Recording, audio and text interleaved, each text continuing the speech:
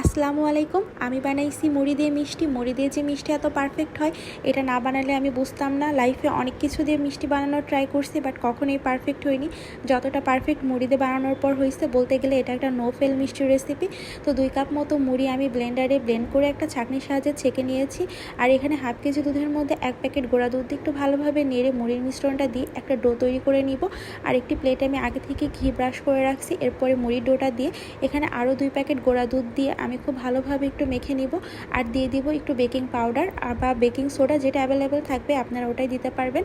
আর লাগবে 2টা ডিম, বাট 2টা ডিম একবারে দেওয়া যাবে না। একটা ডিম মাখানো হয়ে গেলে দেন আমি আরেকটা ডিম দিয়ে দিয়েছি। আর লাস্টে দিয়ে দিয়েছি 1 চামচ মতো ঘি। আর খুবই সুন্দর একটা ডো আমার রেডি হয়ে গেছে। আর দেখতে পাচ্ছেন আমার মিষ্টিগুলো কিন্তু অনেক বেশি সুন্দর আর স্মুথ হয়েছে। ডোটা পারফেক্ট হলে মিষ্টিগুলোও কিন্তু অনেক বেশি সুন্দর আর স্মুথ হবে। এখন একটি ফ্রাই প্যানে আমি পরিমাণ মতো তেল দিয়ে, তেলটা এমন গরম হবে যে নখ দিলে খুব বেশি গরম লাগবে না।